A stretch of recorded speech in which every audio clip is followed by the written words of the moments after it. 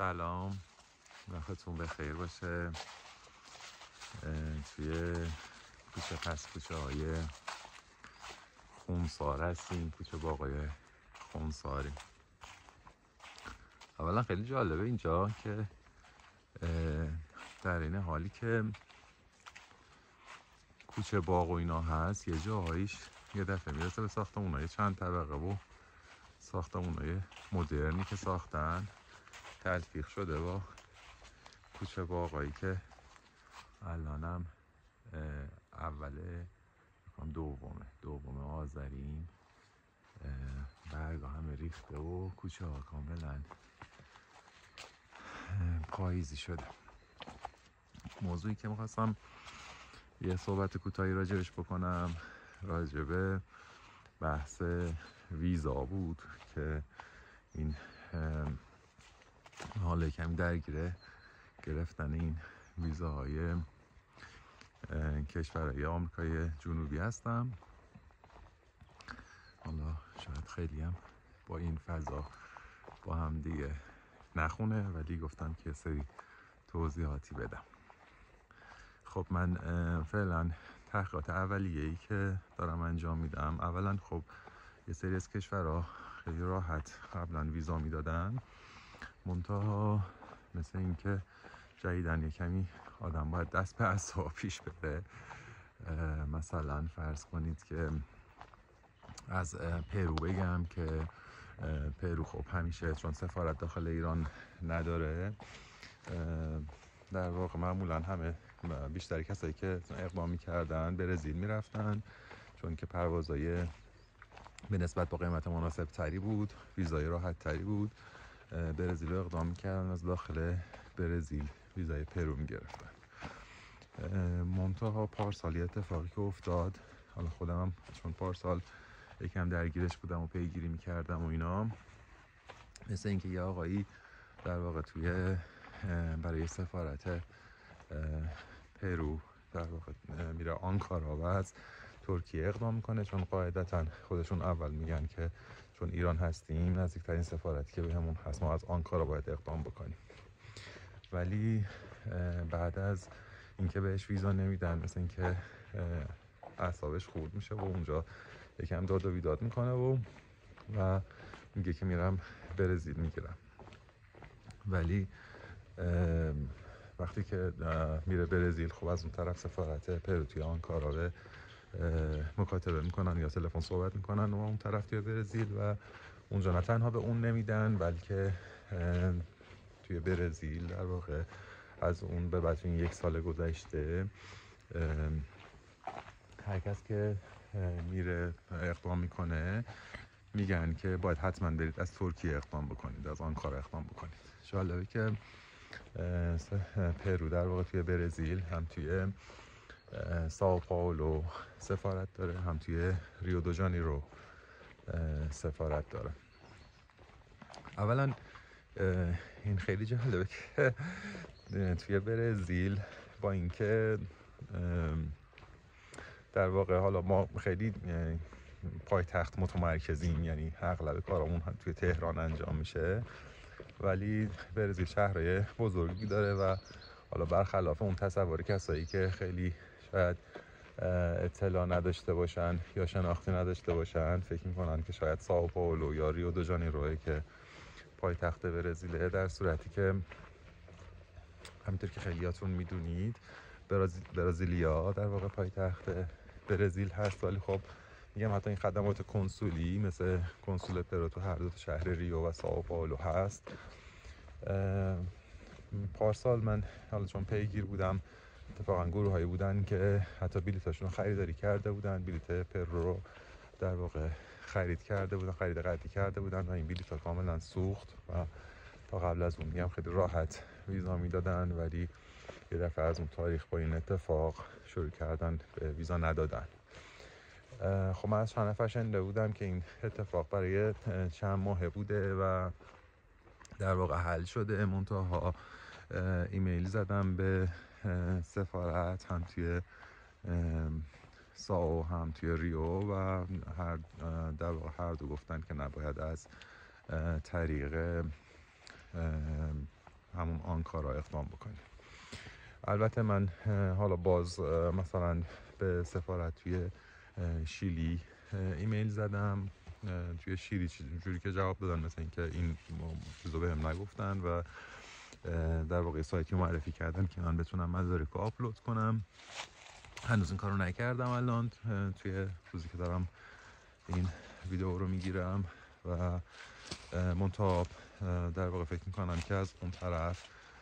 باید که مدارک همه به اسپانیایی باشه و از اون طریق اقدام بکنیم. خب یکی از کشورها که در واقع خواستم راجع بهش صحبت بکنم پرو بود. خب برزیل و شیلی که خب داخل تهران سفارت دارن، حالا اونا رو هم قراره که در واقع توی هفته آینده من اقدام بکنم، ولی برزیل چیزی که من متوجه شدم اینه که فرم آنلاین باید در واقع یه فرم هست که در واقع روی سایت هست، اونو باید پر بکنیم و با یه سری مدارک ببریم توی سفارت تحویل بدیم و نیاز به وقت قبلی نداره. ولی در واقع چیزی که هستش اینه که شیلی در واقع همون فرمو که پر میکنیم و براشون ارسال میکنیم و تحقیقات هم میگه که اونا در واقع بعد از حدود 1 ماه بهتون اطلاع میدن که شما میتونید توی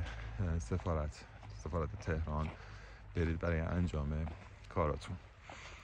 از بین این کشورها چیزی که میدونم اینه که بولیوی در واقع خیلی راحت تر از بقیه کشورها ویزا میده و حالا فکر کنم که معروف ترین قسمت بولیوی هم همون در واقع دریاچه نمک اویونیش هستش که یه جورایی وقتی که نمه بارون میخوره تبدیل میشه به خیلی آینه خیلی وسیعی که احتمالاً فیلم ها و ویدیوهایی که از اونجا گرفته میشه رو احتمالاً دیده باشین. یه سری کشورهای دیگه ای هستن که در واقع کمی باز اونا هم سخت‌تر ویزا میدن، مخصوصا به ایرانی‌ها. یکی از اون کشور مکزیک هست که در واقع مکزیکو باز من باشون ایمیل زدم و نامه‌نگاری کردم، جواب دادن که حالا من باید که اول هر ماه این سایتشون باز میشه برای نوبت دهی و میتونیم که اقدام بکنیم. منتها خیلی این قضیه نوبت دهیش کمی سخته و نمیدونم که واقعا چجوریه، چون که توی خود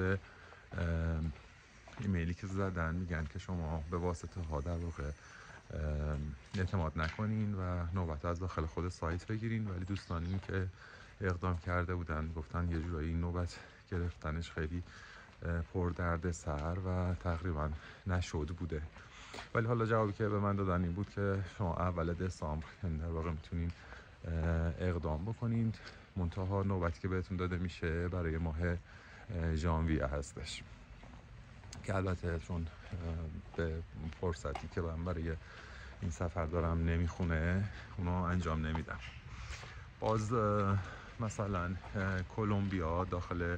ایران سفارت نداره و حالا شاید بشه که از طریق در واقع کشورهای دیگه اقدام کرد. باز اونا رو من یه نامه‌نگاری انجام دادم که حالا باز اینجا خانسارم میگم که بهتون میگم که یه جای از کوچه باغ رد میشی و یه دفعه بافت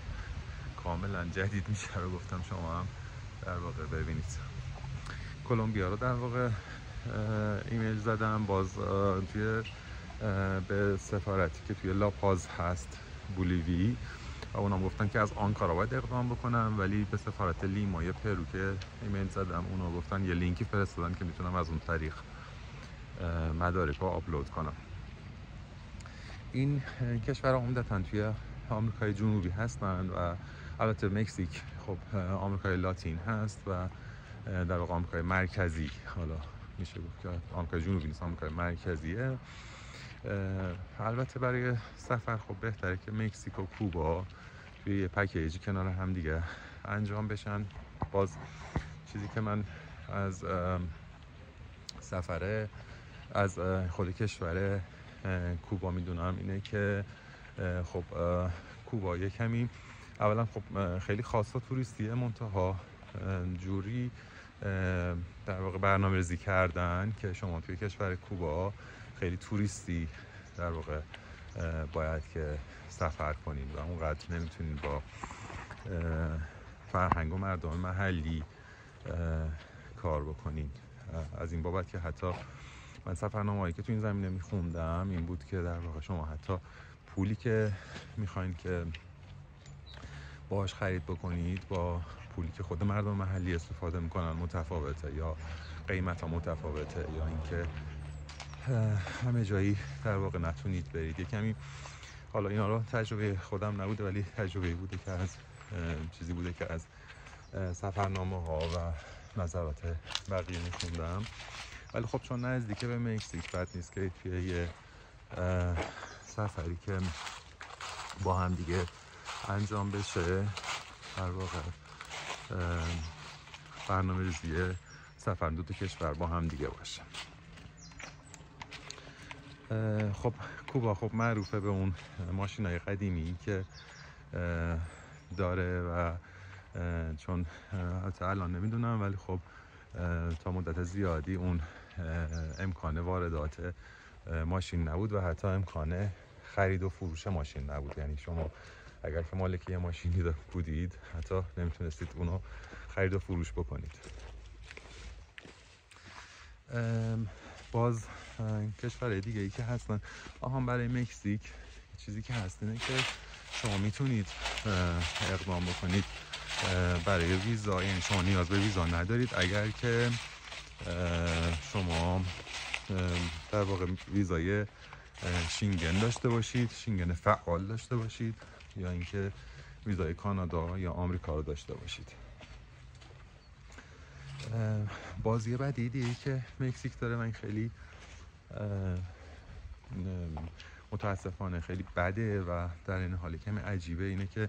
شما اگر که ویزا هم بگیرید دوباره توی فرودگاه یه در واقع اونجا هم جایی هست که ازتون سوال و جوابایی میشه و ممکنه که از همونجا دوباره براتون گردونن و این اتفاق برای بعضی از دوستای خودم افتاده و این خیلی عجیبه از این بابت که شما یه بار اقدام کردید، ویزا گرفتید و وارد فرودگاه میشید، میخواین وارد کشور بشید و اونجا ممکنه که شما رو رد بکنن و با همون هواپیمایی که اومدید براتون گردونن و این واقعا خیلی ستمه و خیلی در واقع اتفاق بدیه. این اتفاق که حتی آدم تا لحظه‌ای که میخواد وارد بشه ممکنه که یه چنین اتفاقی بیفته. من دوستایم بودن که حتی 4 نفری در واقع اقدام کردن، ویزا گرفتن در واقع چند سال پیش و بعد از اینکه وارد فرودگاه شدن همین دیشب بود که دوستان تعریف می‌کردن اینکه 2 تا صحفی بوده که در واقع اینا چک پاسپورت می‌کردن و سوال جوابایی می‌کردن برای ورود. 3 نفرشون توی یه صف بودن و یه نفرشون توی صف دیگه، اون یه نفر رد میشه و از گیت و اون 3 نفر رو در واقع دیپورتشون میکنن، برشون میگردونن. باز کشورهای دیگه ای که هستن، حالا مثلا فرض کنید که کاستاریکا برای خیلی از کشورها راحت بدون ویزا یا با ویزای راحت میتونن وارد بشن، ولی خب برای ما ایرانی ها متاسفانه الان شرایطی هست که خیلی خوب راحت نیست ورودش. باز در واقع اکوادور هست که البته فکر میکنم اکوادور ویزا نیاز نداره. اون جزایر گالاپاگوس که داره که در واقع داروین توی اون جزیره گالاپاگوس خیلی از کشفیاتی که داشته توی زمینه جانورشناسی و اون نظریه داروین توی اون جزیره اتفاق افتاده و الان مرکز داروین توی گالاپاگوس هست. حالا تقریبا یک کلیتی از این کشورهایی که الان یادم می اومد برای ویزا رو من گفتم. اطلاعاتی که تا الان دارم، حالا سعی میکنم که اطلاعات رو آپدیتشون کنم و اگر که جایش رو اشتباه گفتم شما هم بهم بگید و خودم هم اطلاعات بیشتری پیدا کردم حتما اصلاح میکنم، حالا یا تو قالب کامنت یا اینکه توی ویدیو جدیدی میذارمشون. خب پروسه ای که در واقع برای گرفتن ویزا هست برای ماها، میگم بعضی وقتا برای کشورهای دیگه ممکنه که این دغدغه هایی که ما داریم اصلا معنی نداشته باشه، ولی خب متاسفانه برای ما این پروسه ها هست و برای کشورهایی هم که بعضی از کشورهایی که خیلی باب توریستی نیست و اینا، در واقع حتی آژانس ها هم خیلی راحت اقدام در واقع نمی کنن و به صورت شخصی باید که اقدام بکنید. حالا باز مثلا من جای دیگه ای رو که در واقع چیز داشتم توی سفر قبلیم که به شرق آسیا رفتم، جاهای دیگه ای رو که من حتی یه سری گیرایی داشتیم که شاید اصلا به چشم نیاد، این که مثلا فرض کنید که من برای در واقع هم سری پیش که برای فیلیپین اقدام مثلا میکردم، خب آدرس روی اینترنت بود که از اون آدرس جابجا شده بود سفارت و متاسفانه هیچ تابلویی هم زده نشده بود که در واقع این سفارت به کدوم آدرس انتقال پیدا کرده، یا مثلا کسی نبود که به خاطر جوابگو باشه. یه چیز مورد دیگه که الان من یادم افتاده، حالا به عنوان نکته پایانی که به ذهنم میرسه الان بگم که حالا ویدیومون دیگه طولانی تر نشه، اینه که بعضی از این کشورهای آمریکای جنوبی مدرکی که از ما میخوان عدم سوء پیشینه هست، که این یه کمی شاید عجیب باشه چون توی جاهای دیگه ای که توی جاهای دیگه خیلی من ندیدم که این گواهی عدم سوء پیشینه رو بخوان و حتی بعضی از کشورهایی که در واقع ویزا هم نمیخوان گاهن گفته میشه که توی مرز یا اینکه مثلا ویزای فرودگاهی میدن، مثلا فرض کنید که بولیوی من شنیدم که ویزای فرودگاهی هم میده، ولی از اون طرف بحث این هستش که عدم سوء پیشینه رو حتما باید که سفارت توی ایران اونو مهر تایید زده باشه، بنابراین یه جورایی اقدام نکردن برای ویزا بی معنی میشه. توضیح هم بدم که برای گرفتن گواهی عدم سوء پیشینه الان میتونید که در واقع به صورت آنلاین اقدام بکنید. فعلا یه هزینه 20 تومن داره که منتها بعد که صادر شدنش هم حالا یا تو همون روزه یا تا فردای اون روزه، من فکر کنم اگه صبح بزنیم همون روز بهتون جواب میده و اگه طرف ظهر باشه فرداش جواب میدن، پیام میاد و یکی از این دفاتر خدمات قضایی در واقع باید برید برای پرینتش که حالا اون هم یه پرینت میکنه و مهر میده و هزینه آنچنانی نداره. مثلا اون دفتر خدمات قضایی هم 5500 تومان میگیره برای هر برگه‌ای که بخواد مهر شده بهتون بده. بعضی از این در واقع سفارت ها رو میتونید مدارک رو به انگلیسی ترجمه ببرید، ولی بعضی از سفارت ها مخصوصا اونایی که بخوایم که از خارج از ایران اقدام بکنیم و از خود کشور آمریکای جنوبی اقدام بکنیم، در واقع فکر کنم که باید حتما به اسپانیایی ترجمه بشه. خب یه مورد دیگه هم که بهتون بگم اینه که مثلا فرض کنید که بولیوی جزو مدارکش واکسن تب زردم زده که حتما باید زده بشه و من خودم اصفهان زندگی میکنم و واکسن تب زرد تو اصفهان زده نمیشه و تهران هم فقط پاسپور هست و اینطوری نیست که همیشه هم داشته باشه، یعنی قبلش باید که حتما چک بشه که اون موقع واکسن هستش. خب من فعلا این ویدیو رو تموم میکنم و حالا اگر که موردی بود که فکر میکنید که باید اصلاح بشه لطفا پیام بذارید بهم بگید و